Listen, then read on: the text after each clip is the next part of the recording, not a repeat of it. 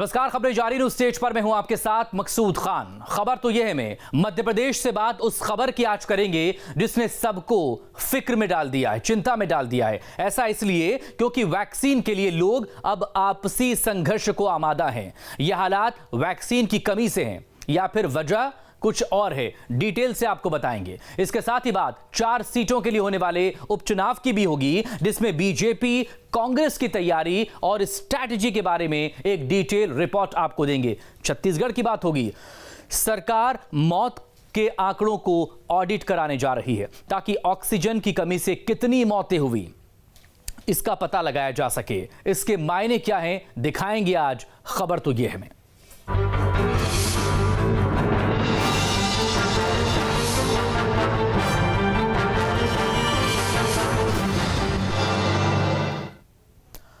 सबसे पहले बात उपचुनाव की। 4 सीटों के लिए होने वाले उपचुनाव के लिए कांग्रेस एक्टिव हो गई है। चारों सीटों पर जिताऊ चेहरे की तलाश हो रही है। इसके लिए बाकायदा सर्वे भी करवाया जा रहा है। लेकिन बड़ा सवाल यही, क्या सर्वे के आधार पर दमदार नेता को टिकट मिल पाएगा? अब ये सवाल क्यों है, इस रिपोर्ट में देखिए। 4 सीटों के उपचुनाव के लिए कांग्रेस सक्रिय। जिताऊ चेहरे की तलाश के लिए हो रहा सर्वे। दमोह उपचुनाव में जीत के बाद से कांग्रेस के मिजाज बदले बदले हैं। तारीख की घोषणा नहीं हुई, लेकिन तैयारियां अभी से ही शुरू हो गई। कहा जा रहा है कि 4 सीटों के लिए जिताऊ चेहरे की तलाश हो रही है। कमलनाथ खुद सर्वे करा रहे हैं। इसमें जातिगत समीकरणों का ख्याल रखा जा रहा है। दावा किया जा रहा है कि सर्वे में दमखम वालों को ही टिकट मिलेगा। लेकिन बड़ा सवाल ये, क्या सर्वे के आधार पर पार्टी टिकट देगी? सवाल इसलिए भी क्योंकि पार्टी में पैराशूट कल्चर पुराना है। भारी पैरवी वाले टिकट लेते रहे हैं। स्थानीय स्तर पर मजबूती की अनदेखी होती रही है। दिग्गजों की अपनी पसंद होती है। अपनों के लिए दिग्गज नेता टिकट की मांग करते हैं। ऐसे में कई बार पार्टी को सर्वे को दरकिनार करना भी पड़ता है। हालांकि इस बार कांग्रेस ये दावा कर रही है कि जो जीतने की स्थिति में होगा टिकट उसी को मिलेगा। देखिए, कांग्रेस पार्टी सदैव ही सर्वे करवाती है। सर्वे को आप यूँ समझेंगे, कोई भी टीम अगर कोई मैच खेलने जाती है तो प्रैक्टिस तो करती है। तो सर्वे भी आप ये माने एक तरह की प्रैक्टिस से एक तरह का आकलन है। और आपने दमोह उपचुनाव में देखा सर्वे का नतीजा क्या आया। हम तो ये कहते हैं कि जो 28 सीटों पर उपचुनाव हुए थे, ठीक है हम सरकार नहीं बना पाए, लेकिन फिर भी हम 9 सीटें लेकर आए और कुछ सीटें तो हम 100, 150, 200 वोटों से भी हार गए। तो सर्वे सदैव अच्छे होते हैं। देखिए, भाजपा में ना तो कोई संगठन है ना कैडर है। वो अपने आप कैडर धारक पार्टी है लेकिन है नहीं, ना तो उनके यहाँ सर्वे कोई बात ही नहीं। बाहर से आप किसी को भी ले आओ, एक्सपोर्ट करके या यूं कहें पैराशूट लैंडिंग करा लो और उठा के उनको 14 लोगों को मंत्री बना दो और उनको उपचुनाव में भेज दो। देखिए, कांग्रेस के पास अब कार्यकर्ता नाम का कोई व्यक्ति तो ऐसा कुछ बचा नहीं है। अब एजेंसियों पर निर्भर है पूरी तरीके से, क्योंकि कार्यकर्ता उसमें बता नहीं सकता। मैं तो एक स्टेटमेंट पढ़ के दंग रह गया कि उन्होंने कहा कि अरुण यादव जी भी चुनाव लड़ना चाहते हैं, मुझे नहीं मालूम। तो समझ लीजिए कि कांग्रेस अपनी जमीन खो चुकी है। अब इसलिए वो सर्वे के आधार पे अपना काम करते रहे। भारतीय जनता पार्टी संगठन के आधार पर काम करती है और हमारा नीचे का नेटवर्क, संगठन का नेटवर्क बहुत तगड़ा है, बहुत मजबूत है। इसलिए आने वाले आसन्न जो हमारे 3 विधानसभा के उपचुनाव और 1 लोकसभा का जो उपचुनाव हो रहा है, चारों के चारों भारतीय जनता पार्टी चुनाव जीतने वाली है। बताया जा रहा है कि कमलनाथ 29 जुलाई को एक बैठक करेंगे जिसमें तैयारियों को लेकर समीक्षा की जाएगी। कहा तो ये भी जा रहा है कि सर्वे से मिली जानकारी पर भी चर्चा होगी। लेकिन एक सवाल ये भी कि खंडवा लोकसभा सीट से अरुण यादव तैयारी कर रहे हैं, लेकिन अगर सर्वे में नाम नहीं आया तब पार्टी क्या करेगी? अनदेखी करने से भीतर घात का खतरा रहेगा और टिकट देने पर चुनौती बढ़ेगी। बहरहाल ये कांग्रेस का आंतरिक मसला है, लिहाजा इस पर ज्यादा विश्लेषण भी ठीक नहीं। अब बात 4 सीटों पर कांग्रेस की चुनौतियों की। तो बीजेपी को सत्ता का साथ है, कांग्रेस के कार्यकर्ता निराश हैं। सत्ता जाने के बाद कार्यकर्ता एक्टिव नहीं हैं। पार्टी कई खेमों में बटी हुई है। इससे निपटना कांग्रेस के लिए बड़ी चुनौती होगी। 4 में से 2 सीटें कांग्रेस की है, लिहाजा कांग्रेस को अपनी सीटें बचाना प्रतिष्ठा का सवाल है। अगर बीजेपी ने सेंधमारी की तो सीधे सीधे कमलनाथ के नेतृत्व पर सवाल उठेंगे, क्योंकि नेता प्रतिपक्ष और प्रदेश अध्यक्ष भी वही है।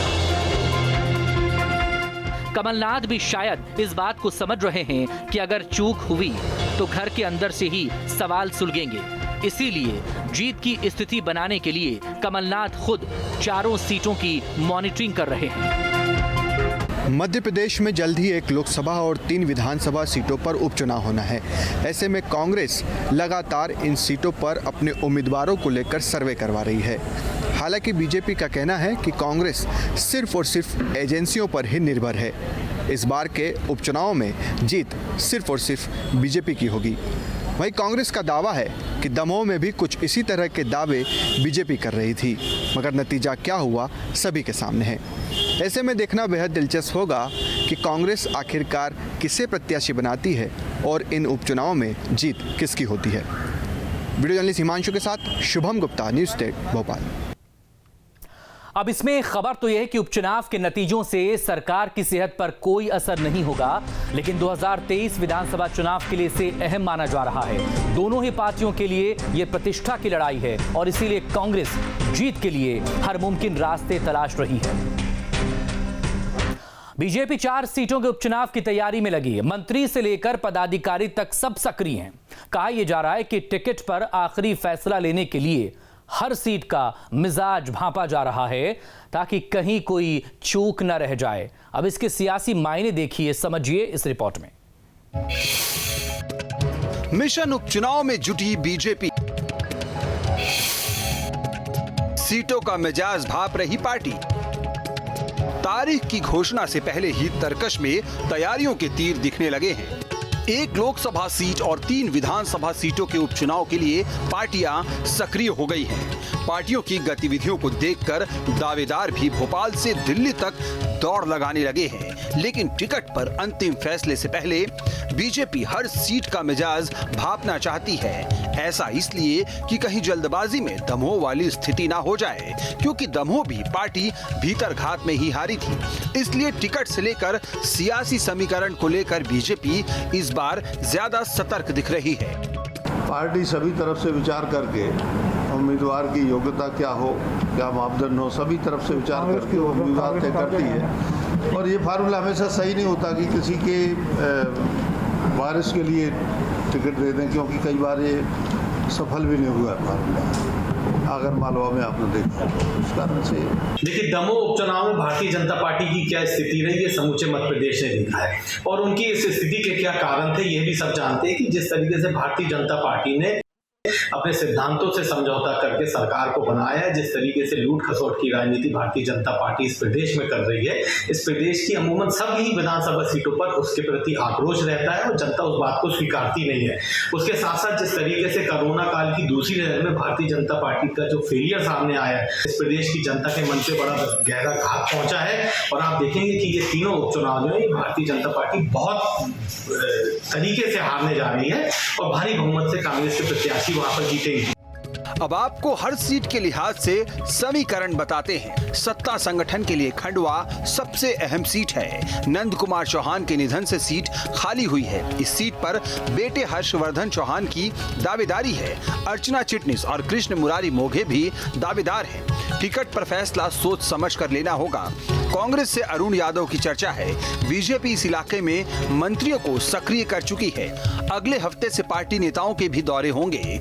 टिकट पर फैसला सीएम और संगठन की रजामंदी से होगा। अब बात 3 विधानसभा सीटों की। तीनों सीटों पर रस्साकशी के हालात हैं। पृथ्वीपुर सीट बृजेंद्र सिंह के निधन से खाली हुई है। जोवट सीट कलावती भूरिया के निधन से खाली हुई है, तो रैगांव की सीट जुगल किशोर बागरी के निधन से खाली हुई है। बीजेपी जातिगत समीकरण के हिसाब से नेटवर्किंग कर रही है। पिछली बार हारे के साथ नए दावेदार भी हैं। हर सीट पर 3 से 4 नेता दावेदार हैं। टिकट के लिए लगातार लॉबिंग चल रही है। इन सीटों पर मंत्रियों को एक्टिव किया गया है। विकास कार्यों में प्राथमिकता दी जा रही है। सत्ता संगठन के समन्वय से टिकट फाइनल होने की बात कही जा रही है। हालांकि कहा तो यही जा रहा है कि खंडवा और रैगांव में परिवार में ही टिकट रहेगा, यानी निधन होने वाले नेताओं के बेटों या रिश्तेदारों को ही टिकट मिल सकता है, ताकि सहानुभूति की लहर का फायदा बीजेपी को मिले। लेकिन जिस तरह से दावेदारों की संख्या बढ़ रही है, अगर सबको साधा नहीं गया तो परेशानी बढ़ सकती है। फिर दमोह वाली ही स्थिति हो सकती है, यानी सत्ता में रहकर भी बीजेपी की राह उतनी आसान नहीं है, क्योंकि असली खतरा तो अपनों से ही है।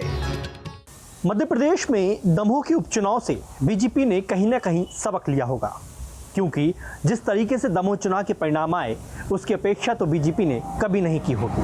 और यही वजह है कि आने वाले उपचुनाव के लिए बीजेपी ने एक अलग तरह की रणनीति बनाई है और भीतर घात से बचने के लिए तमाम प्रयास कर रही है।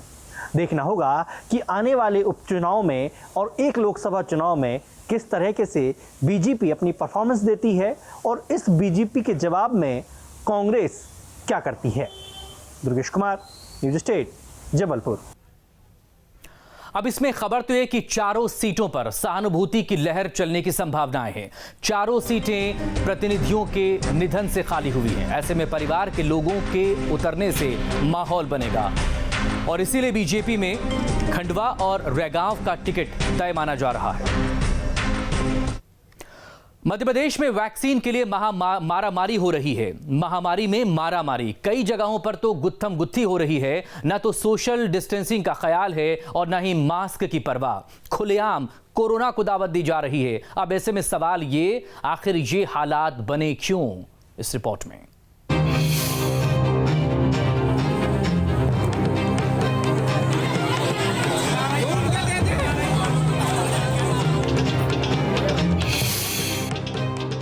एमपी में वैक्सीनेशन के लिए मारामारी। वैक्सीनेशन केंद्रों पर अफरा तफरी। वैक्सीनेशन केंद्रों पर यह अफरा तफरी क्यों हो रही है, ये तो जांच का विषय है। मगर इतना तय है कि जिस तरह से केंद्रों पर भीड़ जमा हो रही है उससे व्यवस्था की पोल तो खुल ही गई है। वैक्सीन के लिए अफरा तफरी की ये 3 तस्वीरें तो सिर्फ एक बानगी है। इससे पहले भी राजगढ़ में इस तरह की तस्वीर सामने आ चुकी है, जिसमें आधा किलोमीटर लंबी कतार लगी थी और वैक्सीन कम पड़ने पर मारपीट की नौबत आ गई थी। अब जरा आपको 3 तस्वीरों के बारे में बता देते हैं। पहली तस्वीर खरगोन की है, जहां पर आगे निकलने की होड़ में महिलाएं आपस में गुत्था गुत्थी करने लगीं। एक दूसरे के बाल खींचने से भी परहेज नहीं रहा।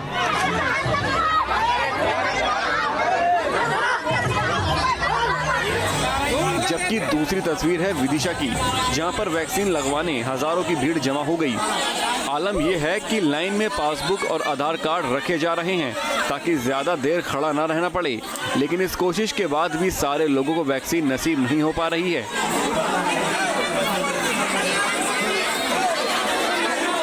तीसरी तस्वीर है होशंगाबाद की, जहां पर नंबर के लिए लोग रात से ही वैक्सीनेशन केंद्रों पर खड़ा हो जा रहे हैं, फिर भी टोकन की कोई गारंटी नहीं मिल रही है।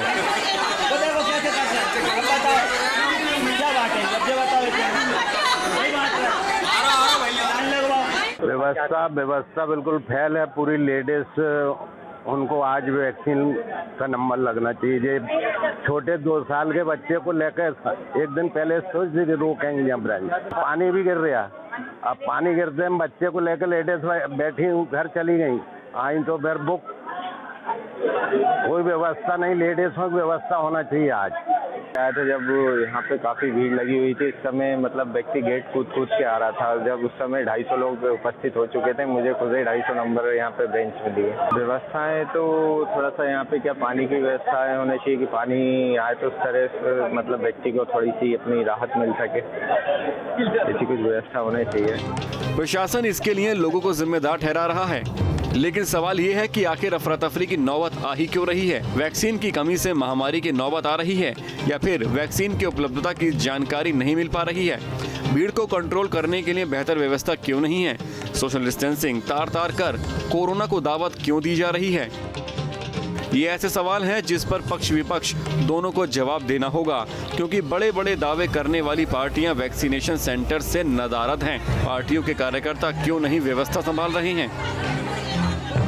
तो कम से कम जो लोगों की मौत की जो दर है वो इतनी नहीं होती।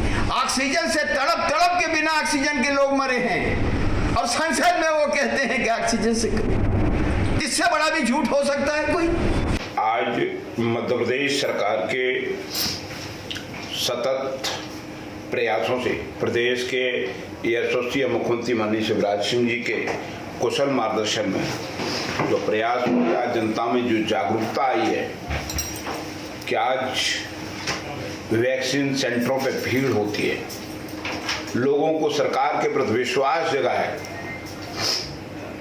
और आज हम वैक्सीनेशन की स्थिति में दिन पर दिन आगे बढ़ रहे हैं। दलील ये दी जा रही है कि जागरूकता बढ़ने से लोगों की भीड़ बढ़ रही है।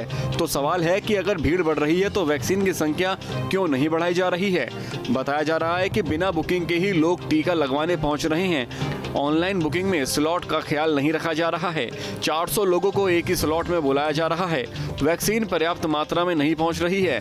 डोज कम पड़ने से हंगामे की स्थिति बन रही है। मतलब साफ है कि टीकाकरण केंद्रों पर व्यवस्था का अभाव है। इसके साथ ही ऑनलाइन बुकिंग में भी कुछ खामियां हैं, जिसे दूर किए बिना भीड़ को नियंत्रित करना मुश्किल है। प्रशासन की दलील है कि लोग बिना बुकिंग के सेंटर पर पहुंच रहे हैं। तो सवाल है कि फिर वॉक इन ड्राइव की इजाजत किसने दी है। जाहिर है व्यवस्था और सिस्टम को और दुरुस्त करने की जरूरत है। अब आपको प्रदेश में वैक्सीन की स्थिति भी बता देते हैं। आंकड़े बताते हैं कि करीब 5.5 करोड़ आबादी को वैक्सीन लगनी है। इनमें से अभी तक 7% लोगों को ही दोनों डोज लग पाई हैं, तो वहीं करीब 15% लोगों को फर्स्ट डोज लग पाया है। आंकड़ों से साफ है कि जितनी रफ्तार होनी चाहिए वो नहीं है। वैक्सीनेशन सेंटरों पर भीड़ बढ़ने की एक वजह ये भी है कि लोगों की समझ में अब ये बात आ गई है कि कोरोना को हराना है तो वैक्सीन लगाना है। दरअसल दूसरी महामारी देख चुकी जनता अब ये बात समझ चुकी है और इसीलिए टीकाकरण केंद्रों पर दौड़ लगा रही है। देश के अलग अलग प्रतिष्ठित संस्थानों ने अपने अपने शोध में ये बात कही थी कि अगस्त सितंबर में कोरोना की तीसरी लहर आ सकती है। इसीलिए लोग अपनी जान बचाने टीकाकरण केंद्रों के बाहर डेरा जमाए हुए हैं। अब सरकार भले ही इस पर कुछ न बोले, लेकिन हालात ये बता रहे हैं कि वैक्सीन उपलब्ध नहीं है। Vinod Sharma, news state. अब इसमें खबर तो यह है कि लोगों में तीसरी लहर का डर है। ज्यादा से ज्यादा लोग वैक्सीन लेना चाह रहे हैं, इसीलिए लोगों की भीड़ बढ़ी, लेकिन सेंटर्स उतने ही रहे। इसके साथ ही केंद्र से भी अब वैक्सीन कम मिल रही है। बात छत्तीसगढ़ की। छत्तीसगढ़ में मौत की सच्चाई जानने के लिए एक बार फिर से ऑडिट होगा। सरकार ने इसके लिए स्वास्थ्य विभाग को आदेश दे दिए हैं। इस फैसले को केंद्र के उस बयान से जोड़ा जा रहा है जिसमें ऑक्सीजन की कमी से मरीजों की मौत की जानकारी नहीं होने की बात कही गई थी। रिपोर्ट।